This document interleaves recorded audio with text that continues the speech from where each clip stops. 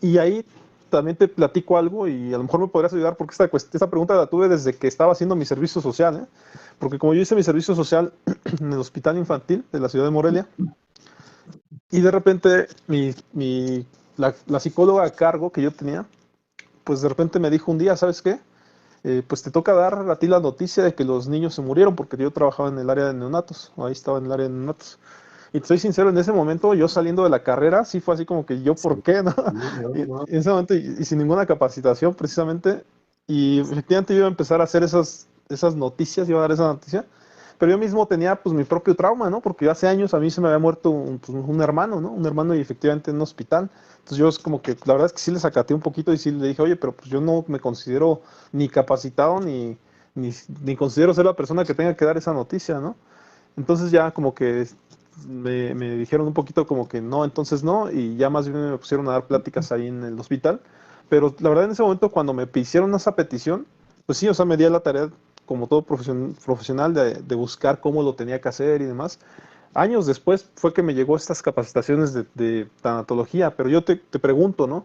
Si hubiera una forma de dar esa noticia, pues no sé desde la tanatología cómo tendría que ser, ¿no? Y no sé si esa correspondencia nos tocaría a nosotros como psicólogos en un hospital o le toca al médico o a quién le toca, ¿no? ujú, Porque al final de cuentas pues, yo he visto y la manera fría en que lo han dado y he escuchado muchas veces decir esa frase, ¿no? De pues se murió el paciente o cosas así y la verdad es que termina siendo muy frío, ¿no? Pero si nos vamos ahí a mover un poquito los hilos de las profesiones, pues pareciera que el psicólogo sí es a una persona que le pudiera tocar dar esa noticia, más si ya está sin interconsulta, ¿no? Pero no sé, te cedo la palabra para ver quién tendría que dar esa noticia, colega. sí, bueno, mira, tú definitivamente en ese entonces no debías de haberla dado, porque hay algo bien importante en la ética profesional, que también reconozcamos, y esto es importantísimo, que debemos reconocer nuestros límites, ¿sí? Cuando reconocemos nuestros límites, obviamente pareciera que podemos dejar a la persona ahí a la deriva, pero no, a lo mejor aquí por con tal de entrar en una situación, qué bueno que tú hiciste esa observación, ¿no? A la persona que te pidió eso, así como yo no creo ser esa persona, ajá. Sería ahí cuestionable, ¿no? ¿Por qué te dijo a ti? ¿Por qué no lo dio esta persona, ¿no? Para empezar, pero bueno, ya son otros temas. El punto está aquí, vamos a partir de esto. Como profesionales debemos de tener una ética y dentro de la ética manejamos las limitantes que llegamos a tener, porque si no, entonces vamos a caer en el lado de la soberbia y cuando un profesional se vuelve soberbio, está destinado a fracasar tarde o temprano, ¿verdad? Más temprano que tarde. ¿Por qué? Porque esa soberbia pues va a nublar y voy a creer que soy capaz de manejarlo todo. Y como psicólogos que somos, también tenemos nuestros puntos emocionales frágiles y debemos de tenerlos bien detectados para que si llega una persona con ese tipo de situación, podemos decir, no, yo ahorita no soy la persona capacitada para poder atender a este paciente o en tu caso a este cliente, ¿no? Porque sabemos reconocer desde ahí de entrada, ¿no? Ahora, ya cuando nos vemos en ese contexto que planteas y, bueno, me mencionaste que murieron unos bebés, ¿no? Ya no es uno, sino no sé cuántos. Ajá. Ahí ¿Y morían el por qué? constantemente los bebés, algunos bebés morían muy Ah, ok. frecuentemente. Sí, Ujú. yo como que entendí que era una situación así como de que murieron, hay varios bebés al mismo tiempo. Dije, ay, caray, está fuerte, ¿no?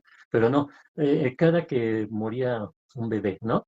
De entrada, el médico es el que puede diagnosticar cuál va a ser. Sabemos que como profesionales de la salud tenemos lo que es el diagnóstico, lo que es el pronóstico y lo que es el tratamiento, ¿no? Son esos tres conceptos básicos para trabajar con un paciente. Entonces, cuando un médico ve que este bebé tiene pocas posibilidades de vida, ahí es cuando entra en acción ya sea el psicólogo o el tanatólogo. Ajá. A lo mejor no vamos a diferenciar, no, aquí el tanatólogo es el especialista. No, también un psicólogo puede manejar las emociones, ¿sí? Entonces, si se prevé un final difícil o como diríamos en el ámbito clínico, un pronóstico desfavorable, entonces debemos empezar a trabajar esa parte. Debemos de tomarnos a la tarea de conocer a los familiares o a los papás de ese bebé. Ajá, no es nada más como de estar checando ahí al bebé y el bebé y el bebé.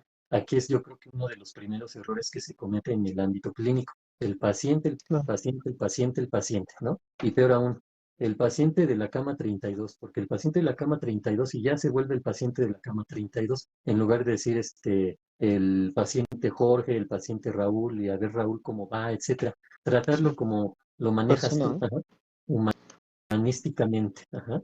Entonces, desde ahí vienen los primeros errores, ¿no? Que van a ir marcando que cuando demos la noticia, eso se vuelva un hoyo express y explote en nuestra cara. Entonces, si nosotros vamos previendo esos pequeños, entre comillas, detalles, vamos a ir preparando y nos vamos a ir preparando para que si llega ese desenlace trágico, ajá, que sería la muerte de un bebé en este caso. Ahora, cuando nosotros vamos conociendo a los papás de ese bebé, al conocerlos vamos a saber en qué momento podemos darles la noticia. ¿Sí? Porque no nada más es del bebé, el bebé, y de repente, "Ay, ahí están los papás, diles". Ajá. Llegamos y no sabemos si no han comido, o sea, ya llevan ahí un día sin dormir, y cosas así que van a generar que se desencadene una serie de síntomas y signos en esa persona y el shock de haber perdido a su bebé. Ujú. Todo eso se tiene que contemplar. Entonces, al mismo tiempo que se hace lo necesario para que este bebé pueda salir adelante, también se contempla cómo están los pacientes, los familiares, ¿no? En este caso, los papás del bebé, y poderles pedir, mire, vaya a descansar, aquí nosotros estamos en tratamiento con su bebé, etcétera, ¿no? Generar que ellos estén lo mejor posible dentro de la situación, en la manera de lo posible, ajá. Todo eso. Ahora, llegando al punto en el que fallece el bebé, pues entenderíamos que ya hubo una preparación para que estas personas empiecen a asimilar la posibilidad de que su hijo puede morir, ¿sí? Y no es así como generarles una expectativa, no, mire, estamos haciendo lo necesario y su bebé va a vivir, usted puede estar tranquilo, su bebé, dentro de una semana ustedes ya están con su bebé en su casa, pues jamás, ajá. Claro, Y los médicos se protegen muchísimo, a veces hasta de más en ese sentido, pero llega el momento en que tengo que dar la noticia de que este bebé falleció.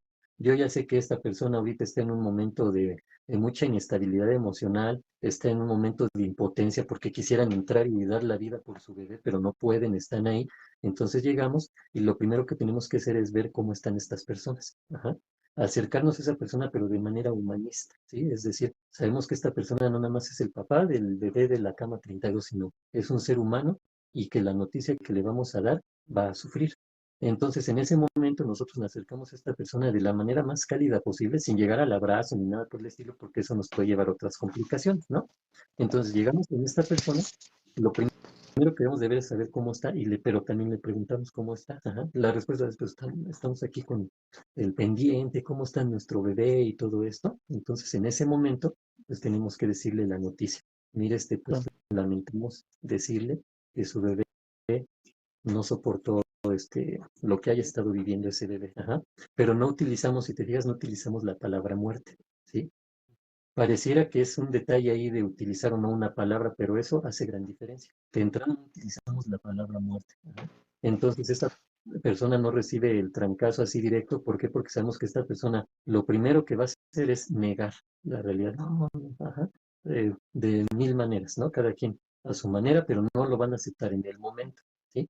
Entonces, si nosotros utilizamos la palabra su bebé murió, su bebé acaba de fallecer, entonces todavía es más grande la situación. Ujú. Pareciera que no, pero aquí nos agarramos de lo que es la programación neurolingüística. Por eso te digo, es tan importante esa parte integral de agarrarnos de todo. Entonces, en la programación neurolingüística sabemos que el lenguaje influye demasiado en lo que pensamos. Y lo que pensamos influye demasiado en lo que interpretamos, y lo que interpretamos influye en nuestra reacción emocional. Entonces, si nosotros quitamos o descartamos la palabra muerte o fallecer o algo así, de entrada ya, ya no provocamos el shock que puede generar esa palabra, ese concepto que tenemos de muerte. Ajá. Entonces, pareciera que no, pero eso reduce significativamente el sufrimiento, ¿no? Entonces, de todas maneras va a haber esa respuesta de, no, mi bebé, no, ¿por qué? Y quiero entrar a verlo, ¿en dónde está?